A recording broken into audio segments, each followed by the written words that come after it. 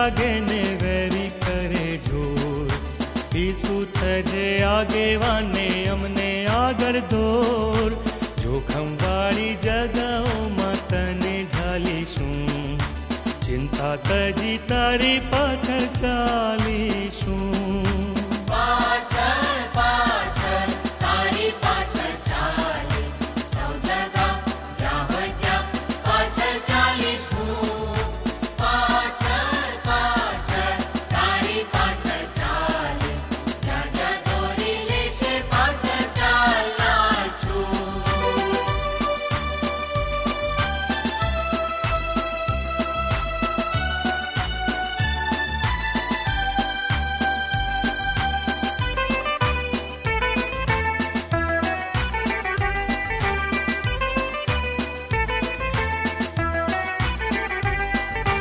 નમૂનો તે આપ્યો અમને ભારે કષ્ટ વેઠી, માટે જે તું કહે છે તે કરીશું ખુશીથી. તારો નમૂનો લઈને આજ્ઞા પાળીશું, પ્રીતિ થકી તારી પાછળ ચાલીશું. પાછળ પાછળ તારી પાછળ ચાલી, સૌ જગા જ્યાં હોય ત્યાં પાછળ ચાલીશું. પાછળ પાછળ તારી પાછળ ચાલી, જ્યાં જ્યાં દોરી લેશે પાછળ ચાલનાર છું.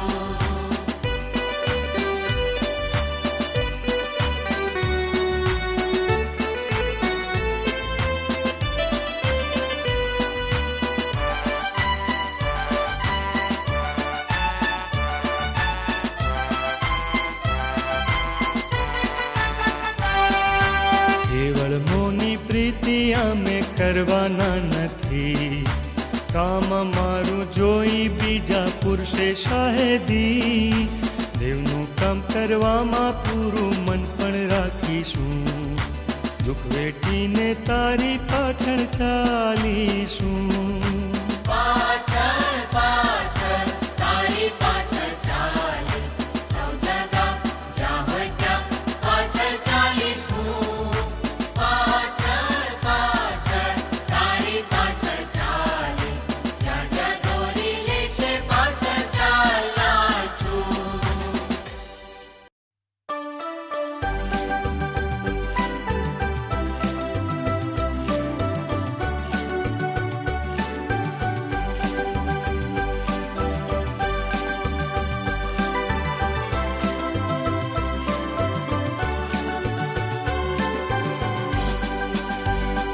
સફાઈ પામવા ખ્રિસ્તની પાસે આવ્યા છો, સફાઈ પામ્યા છું ખ્રિસ્તના લોહીથી. શું હાલ વિશ્વાસ પૂરો તે પર રાખો છો, સફાઈ પામ્યા છું ખ્રિસ્તના લોહીથી. નાયા છો લોહીમાં, સફાઈ પામ્યા છું ખ્રિસ્તના લોહીથી. શું તમારા વસ્ત્ર કલંકીના છે, સફાઈ પામ્યા શું ખ્રિસ્તના લોહીથી.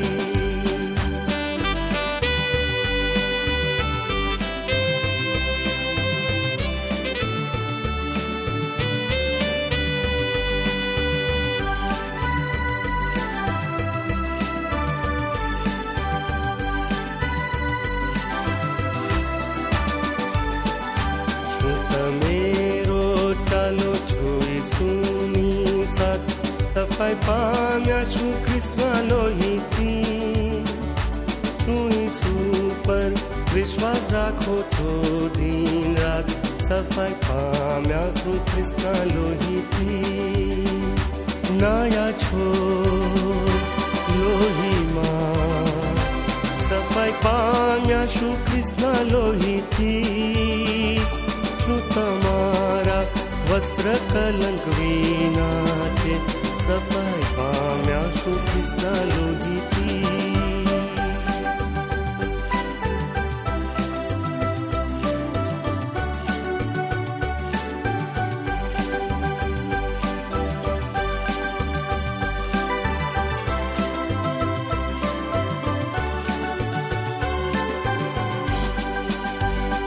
પાપના મેલા વસ્ત્ર તમે તજી દો, સફાઈ પામો રે કૃષ્ણ લોહીથી. અશુદ્ધાત્મા માટે વહે છે ઝારો, સફાઈ પામો રે કૃષ્ણ લોહીથી. નાયા છો લોહીમાં, સફાઈ પામ્યા શું કૃષ્ણ લોહીથી. શું તમારા વસ્ત્ર કલંક વિના છે, સફાઈ પામ્યા શું કૃષ્ણ લોહીથી.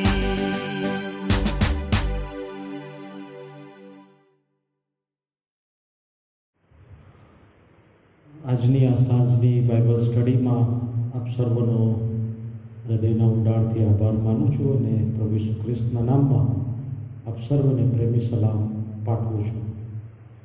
આ સુંદર તકને માટે માનનીય બિશપ સાહેબ તથા ઓફિસ બેરરનો આભાર માનું છું.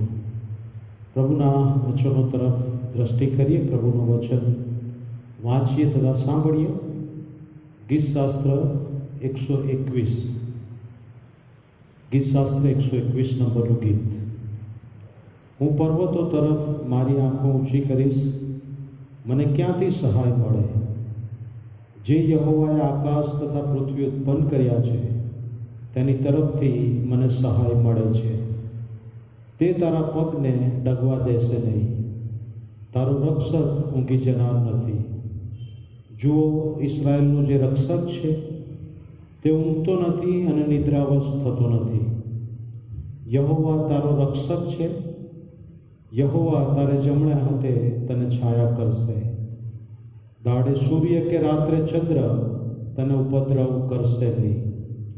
સર્વ દુઃખથી યહોવા તારું રક્ષણ કરશે, તે તારા આત્માની સંભાળ રાખશે. હમણાંથી તે સર્વકાળ સુધી તારી સર્વ હિલચાલમાં યહોવા તારું રક્ષણ કરશે. આ પ્રભુનું પવિત્ર વચન છે. આમેન. પ્રાર્થના કરીએ. જીવતા અને રેમી પ્રભુ, અમે તમારા પવિત્ર વચનોને માટે આભાર માનીએ છીએ, કારણ કે તમારું વચન હંમેશા અમને ઉત્તેજન આપે છે, પડકાર આપે છે, નવી દિશા આપે છે. અને પ્રભુ, તમારા વચનોને જ્યારે આધીન થઈએ છીએ ત્યારે એ વચનની આધીનતાનો આશીર્વાદ પણ તમે આપો છો. તેને માટે અમે તમારો આભાર માનીએ છીએ. તમારું વચન અમને હંમેશા નવી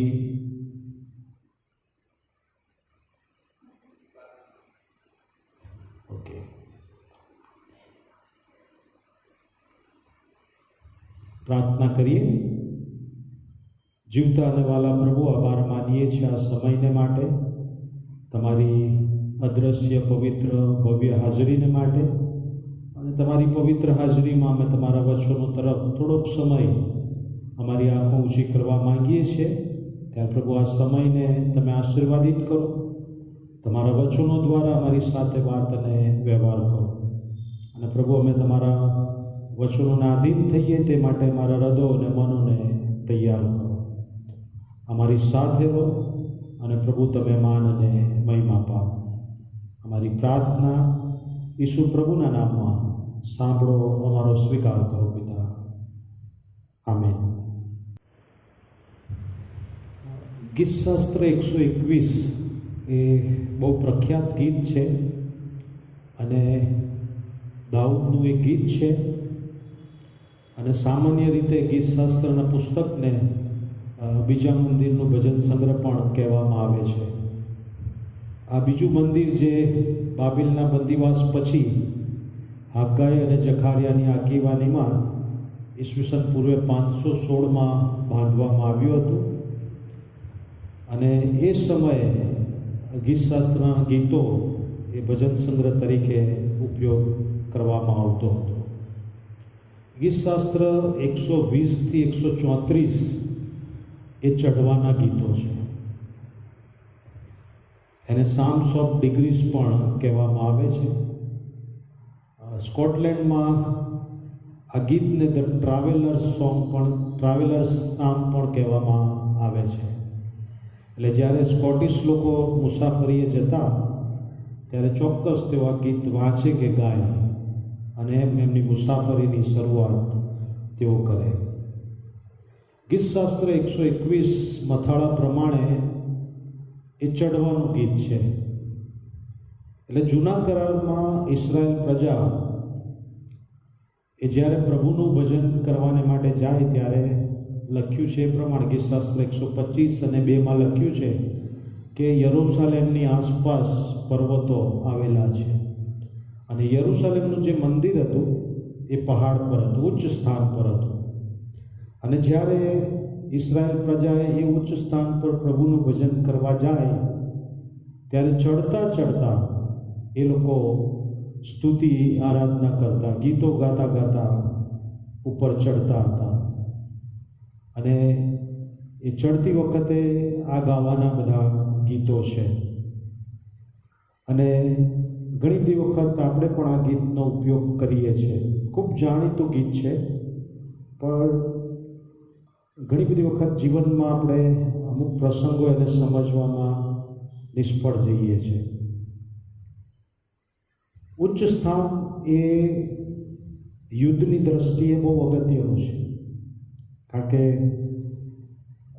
કારગિલનું યુદ્ધ જે 1999માં થયું ત્યારે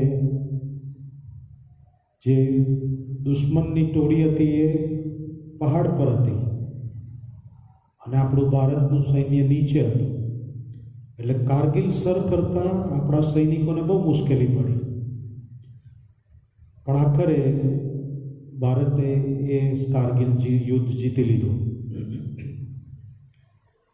ઇઝરાયલમાં પણ સિરિયા કે જેણે ગોલાઈન હાઇટ્સ જેને કહેવામાં આવે છે એ પહાડીનો પ્રદેશ સિરિયા પાસે હતો, પણ ઇઝરાયલે એક સારા દિવસે એ ગોલાઈન હાઇટ્સ જીતી લીધી અને આજે એ ઇઝરાયલ પાસે છે.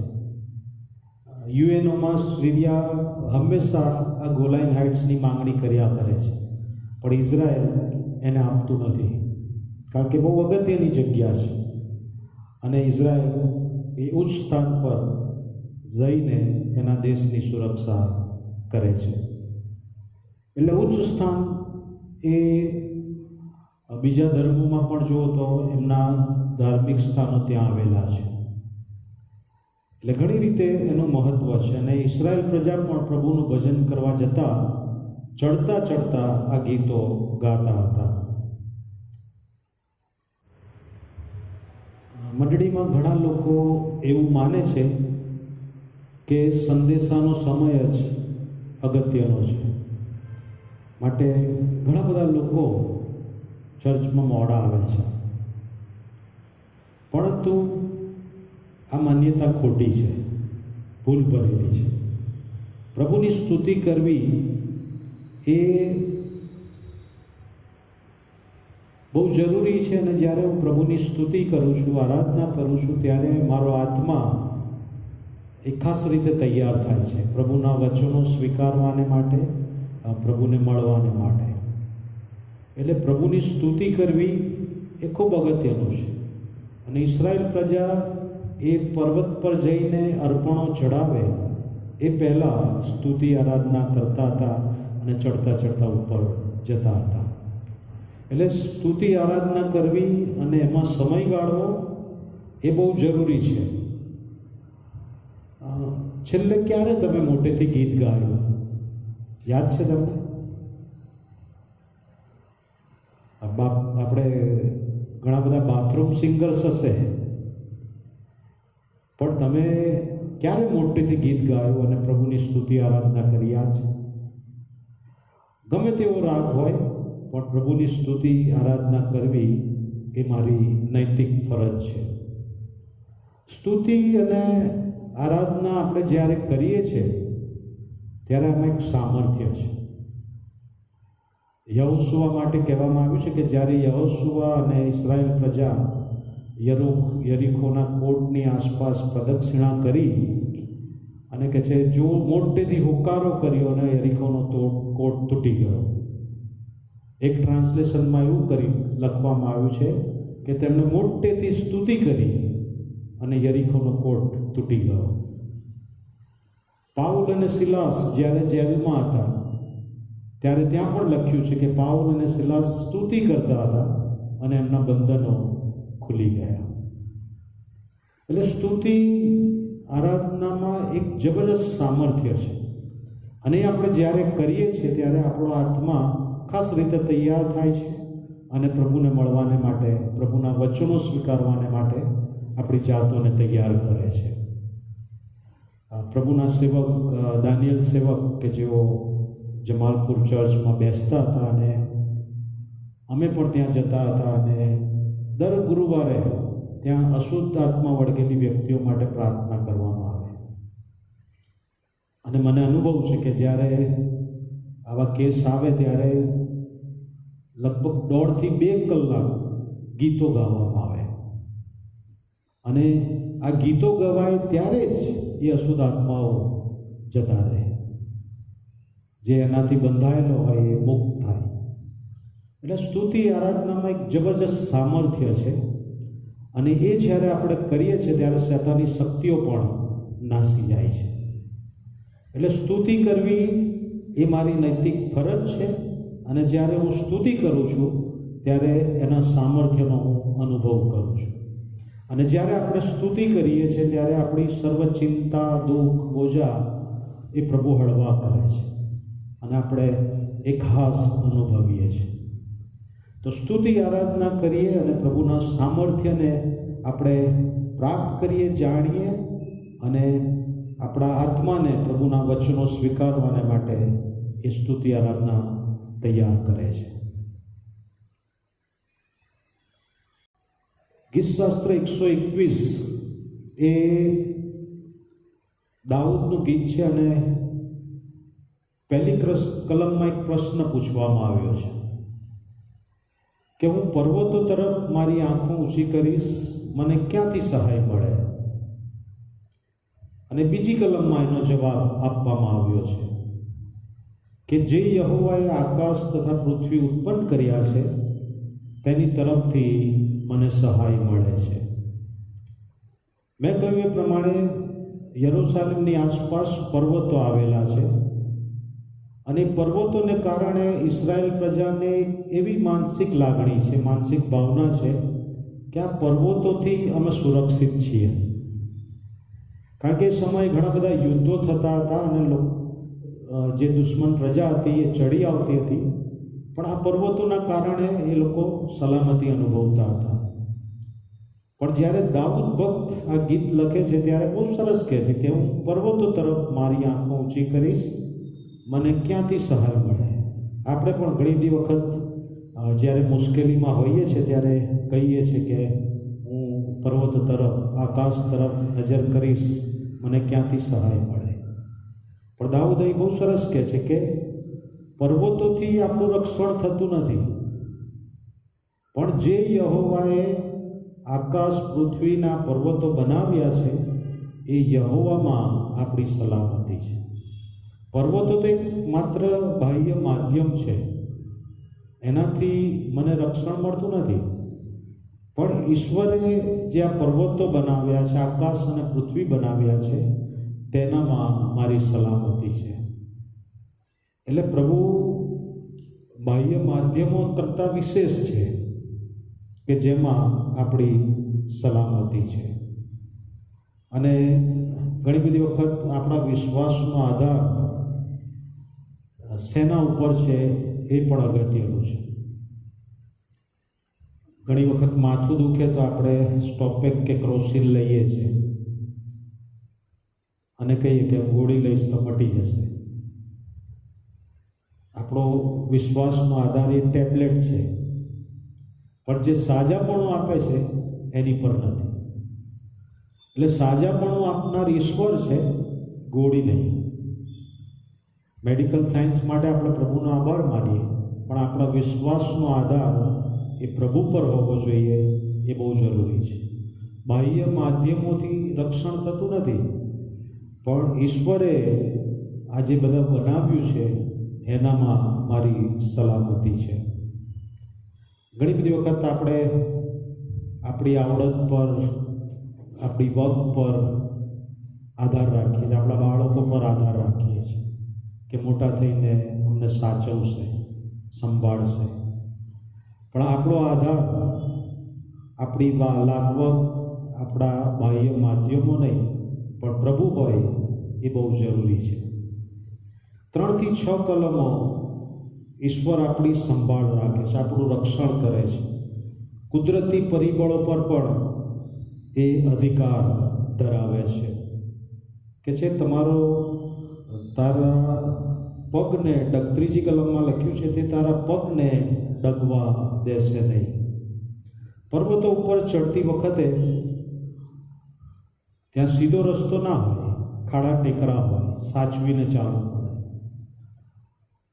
એટલે જ્યારે તમે પ્રભુનું ભજન કરવા જાઓ છો ત્યારે પ્રભુ રક્ષણની ખાતરી આપે છે કે હું તમારા પગને પણ ડગવા દઈશ નહીં. પ્રભુ એ સલામતીની ખાતરી આપે છે. પણ ક્યારે? કે જ્યારે તમે પ્રભુનું ભજન કરવા જાઓ છો ત્યારે. ઘણી બધી વખત આપણે પેપરમાં વાંચીએ છીએ કે અમુક સ્થળેથી પાછા ફરતા બસ ખાઈમાં પડીને બધા મરી ગયા.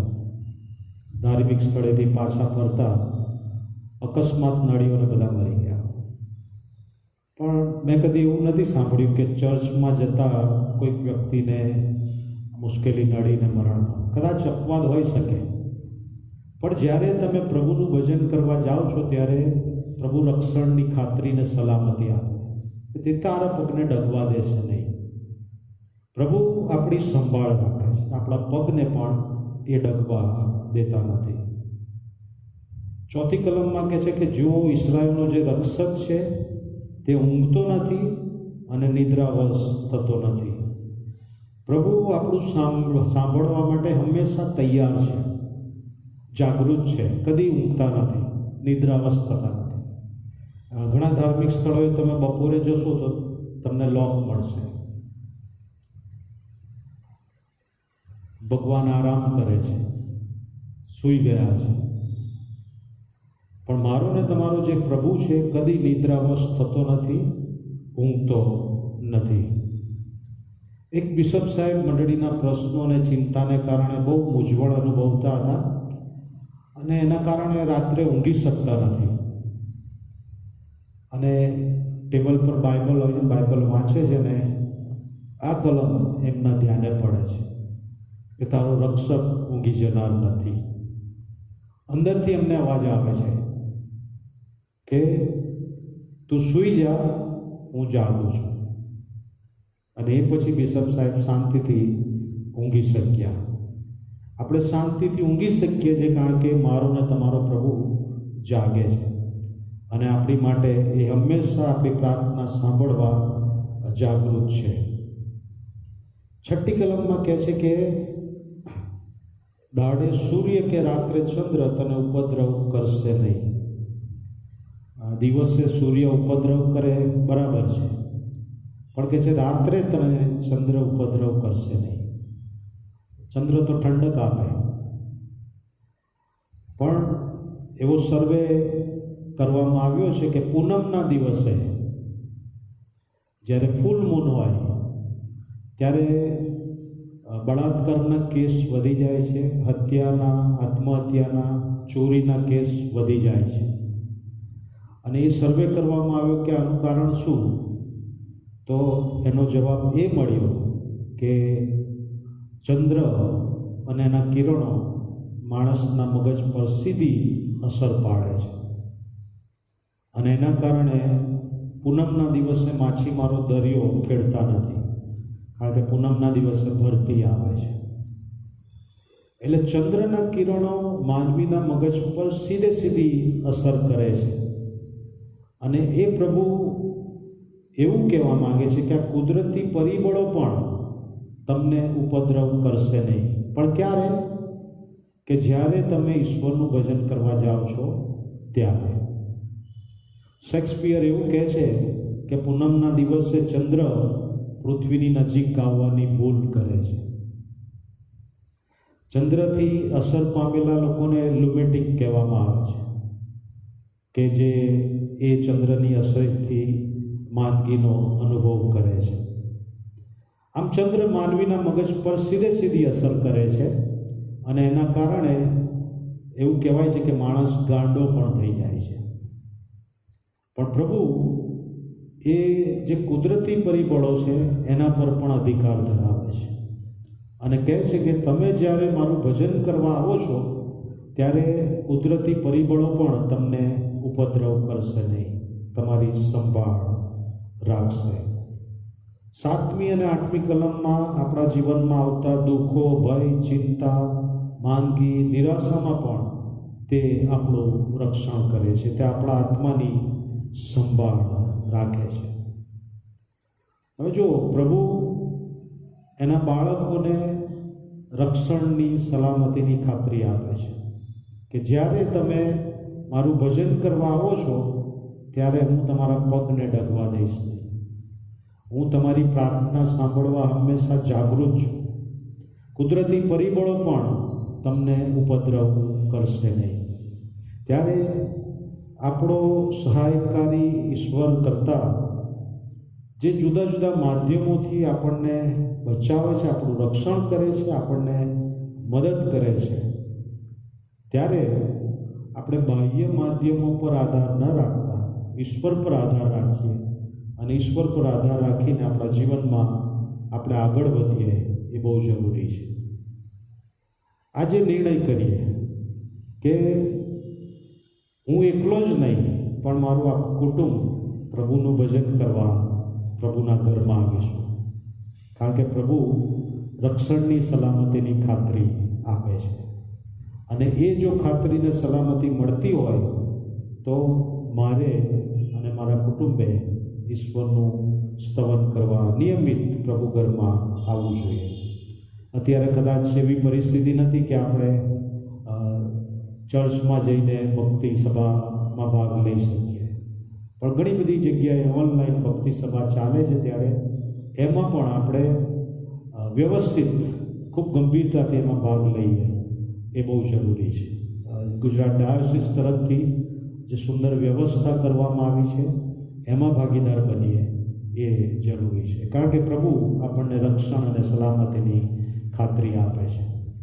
આપણો વિશ્વાસ એ બાહ્ય માધ્યમો પર નહીં પણ જે યહોવાએ આકાશ તથા પૃથ્વી ઉત્પન્ન કર્યા છે તેની તરફથી આપણને સહાય મળે છે. તો આપણો વિશ્વાસનો આધાર એ ઈશ્વર હોય એ બહુ જરૂરી છે. પ્રભુ આ બાબતો સમજવા અને સ્વીકારવા તેની ખાસ કૃપા આપે. પ્રાર્થના કરીએ. જીવતા અને વાલા પ્રભુ, અમે તમારો આભાર માનીએ છીએ. તમારી અદૃશ્ય પવિત્ર ભવ્ય હાજરીમાં અમે તમારા વચનો શીખી શક્યા. તમારા વચનોમાં તમે અમને જે ખાતરી અને દિલાસો આપ્યો છે અમે તમારો આભાર માનીએ છીએ. તમારું ભજન કરવાને માટે તમે જે અમને રક્ષણની ખાતરી આપો છો, સલામતી આપો છો, તેને માટે અમે તમારો આભાર માનીએ છીએ. ત્યારે પ્રભુ અમારી પ્રાર્થના છે કે પ્રભુ અમે પણ ખૂબ ગંભીરતાથી તમારું ભજન કરીએ અને પ્રભુ અમે નિયમિત, અમે એકલા જ નહીં પણ કુટુંબ સાથે અમે તમારું ભજન કરવા તમારા ઘરમાં આવી શકીએ તેવી ખાસ કૃપા અમે માગીએ છીએ. પ્રભુ અમારી સાથે રહો, અમને મદદ કરો, તમે માન અને મહિમા પાઓ. તમારી પ્રાર્થના ઈસુ પ્રભુના નામમાં સાંભળો, અમારો સ્વીકાર કરો પિતા. આમેન. તમારું નામ પવિત્ર બનાવો, તમારું રાજ્ય આવો, જેમ આકાશમાં તેમ પૃથ્વી ઉપર તમારી ઈચ્છા પૂરી થાવ. દિવસની અમારી રોટલી આજ અમને આપો અને જેમ અમે અમારા ઋણોને માફ કર્યા છે તેમ તમે અમારા ઋણોને માફ કરો. અમને પરીક્ષામાં ન લાવો પણ ભૂંડાથી અમારો છૂટકો કરો, કેમ કે રાજ્ય તથા પરાક્રમ તથા મહિમા સર્વકાળ સુધી તમારા છે. આમેન. આપણા તારનાર પ્રભુ ઈસુ ખ્રિસ્તની કૃપા, દેવ બાપનો પ્રેમ અને પ્રભુ પવિત્ર આત્માની સંગત આપણી સાથે, પ્રભુના તમામ લોકની સાથે હમણાંથી સર્વકાળ સુધી રહો. આમેન.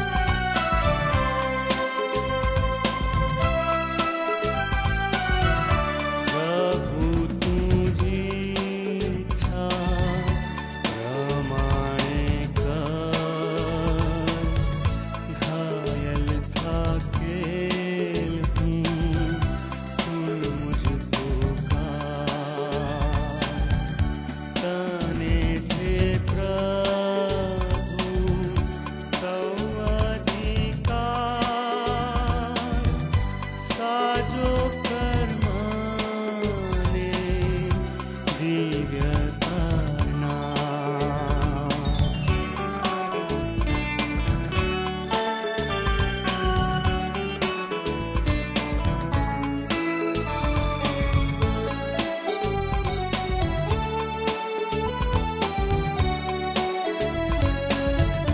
प्रभु तुझी इच्छा रमाय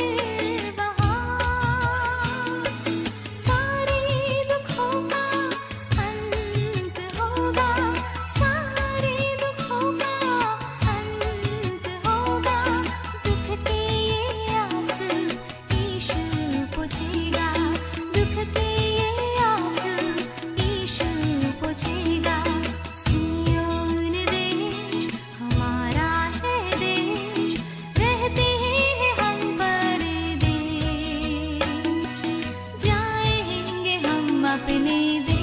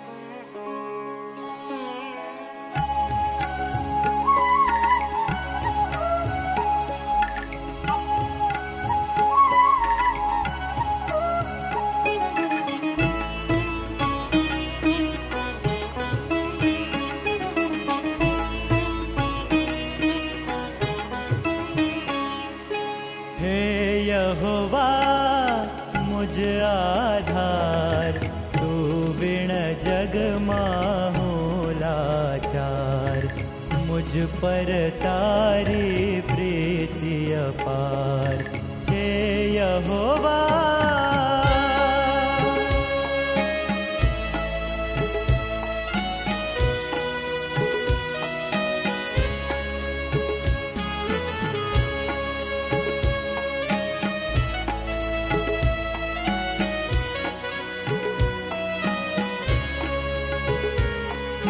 गढ़ मजबूत ने किल्लो मारो, हे प्रभु तू छे तारण हारो। गढ़ मजबूत ने किल्लो मारो, हे प्रभु तू छे तारण हारो। शत्रु सैन्य थी मुझने बचावे, स्तुति ने योग्य एक प्रभु तू छे, हे यहोवा मुझ आधार। तू बिन जग माहू लाचार, मुझ पर तारी प्रीति अपार, हे यहोवा।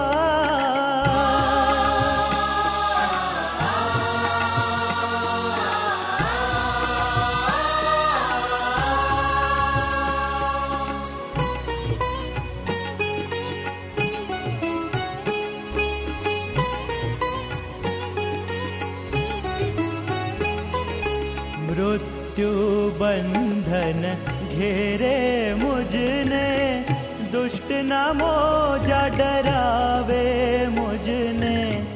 मृत्यु बंधन घेरे मुझने, दुष्ट न मोजा डरावे मुझने।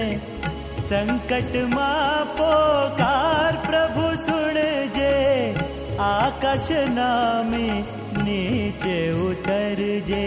हे यहोवा मुझ आधार, तू बिन जग माहू लाचार। मुझ पर तारी प्रीति अपार, हे यहोवा।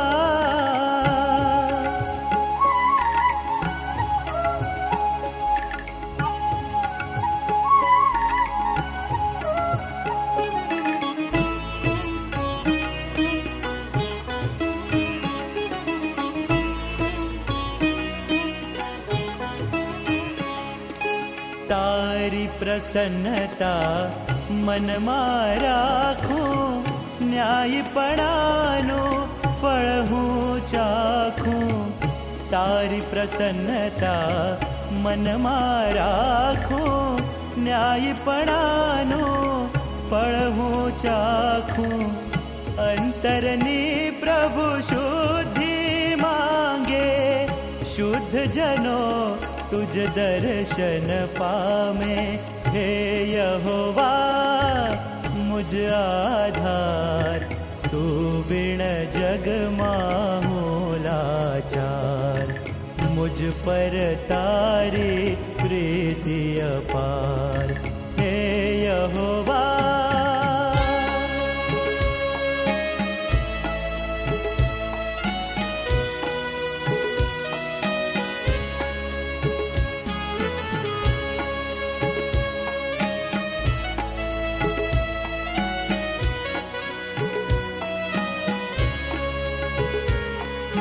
तारा विधियो सन्मुख राखूं, तारा हुक्मो सर्वहु पाळूं। तारा विधियो सन्मुख राखूं, तारा हुक्मो सर्वहु पाळूं। दुखी जन ने खचित बचावे, गर्विष्ठ जननो गर्व दबावे। हे यहोवा मुझ आधार, तू बिन जग माहू लाचार। मुझ पर तारी प्रीति अपार, हे यहोवा।